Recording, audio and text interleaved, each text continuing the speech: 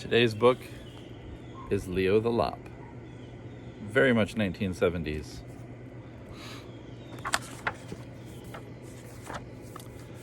This is part of a series called The Serendipity Books. In a warm, gentle corner of a soft green forest, a whole bunch of bunnies were born.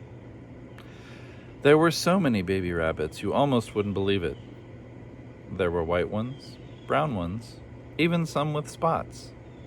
And every one of them had a little pink nose, fluffy white tail, and two pointed ears that stood straight up in the air. All of them, that is, except Leo the Lop.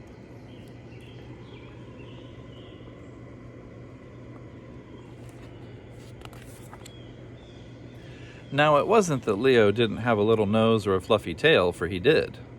What he didn't have was ears that stood straight up in the air. Instead of standing straight up, they hung straight down.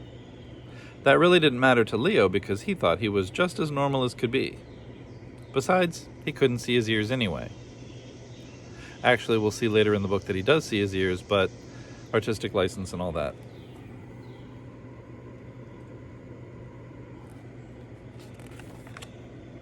Day by day, as the rabbits got older, they began to notice that Leo was slightly different. The more they looked at him, the funnier it seemed. It got so bad that the entire burrow of bunnies would roll on the ground holding their sides in fits of laughter every time Leo walked by. You've got to admit that a rabbit walking around with his ears dragging in the dirt is pretty funny. Way to go, narrator. Ear shaming. Now, Leo was very confused. He didn't see anything so funny about the way he looked. His fur was the same, his tail was the same. As far as Leo was concerned, he was perfectly normal. Finally, out of frustration, he asked, "How come you guys are always laughing at me?" For a moment, the other rabbits tried to be serious, but they just couldn't hold back the laughter. One of the rabbits finally blurted out, "Your ears, you dope! They drag on the ground! You just aren't normal!" Leo looked down, and sure enough, there were his ears, dangling in the dust. Notice he saw his ears? Poor Leo. I guess Leo was kind of hurt. He really didn't feel any different than the other rabbits, but because his ears hung down instead of up, he just wasn't normal. He thought, all I need is to exercise a bit, and my ears will stand up just like all normal rabbits. So, with that in mind, he struggled and strained, trying to make them stand up. Unfortunately, the best he could do was get them to stick straight out, and he could do that for only a minute. Then, no matter how hard he tried, they would flop back to the ground in a puff of dust. He looks constipated. Well, thought Leo, that didn't work. Maybe if I show my ears which way they should go, they'll get the idea and go there on their own. Very carefully, he climbed a tree, and after cautiously hooking his hind legs around the branch, he dangled over upside down. Sure enough, his ears hung straight down.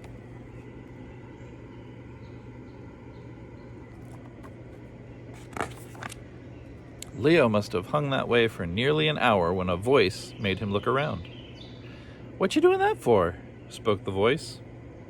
Leo looked around, and there, right before him, hanging from another branch, was a possum. Little point here. The illustrator and the author should have gotten together on this because it says that he saw someone on a different branch, but they are, in fact, on the same branch. But again, artistic license.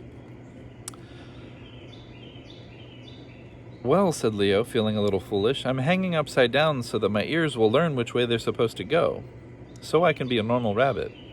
"What's normal?" asked the possum. "Before, when I saw you on the ground, your ears looked normal. Now they look upside down." Leo thought and thought.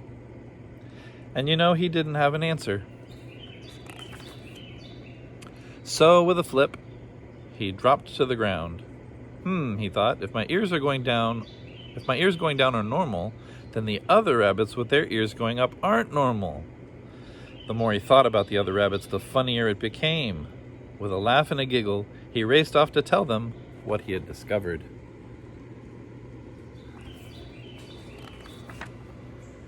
In bursts of laughter, he told the other rabbits what he had found out. At first, they didn't know whether to believe him, and then they started to look at one another and realized Leo could be right. "Oh dear, what are we going to do?" they cried. "I've got an idea," one of the rabbits said.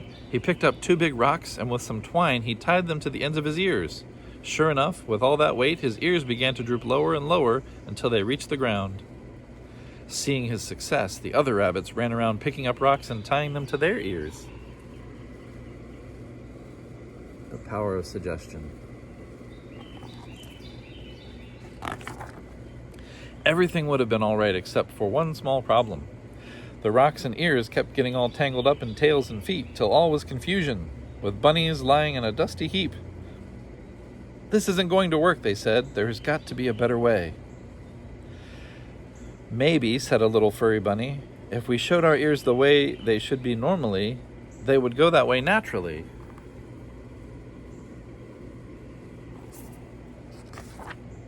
So they all very carefully climbed a tree, and after tying their ears to the branch, they gently hooked their legs and swung over, hanging upside down. Sure enough, every one of those bunnies' ears hung up instead of down. That is the craziest thing I've ever seen.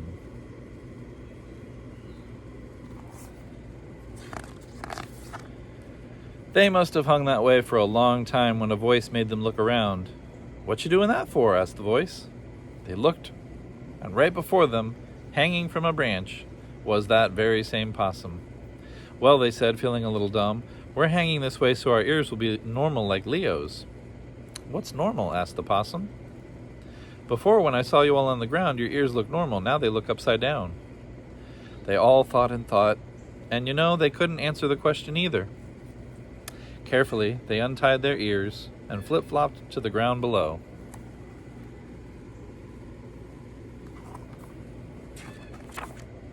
The rabbits thought and thought. "If we're normal and Leo's normal, then normal is whatever you are." With a hop and a giggle, they raced off to tell Leo what they had learned. After listening to their story, Leo had to agree that normal is whatever you are, and from that day forward, the rabbits of the burrow lived very normal lives in the soft, warm forest. I believe this is the part where you have a moral.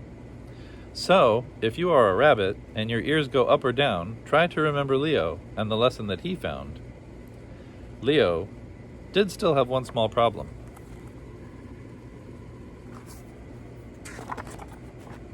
His ears always drooped in his soup. Another point where the illustrator and the author should have gotten together, because I don't see any soup.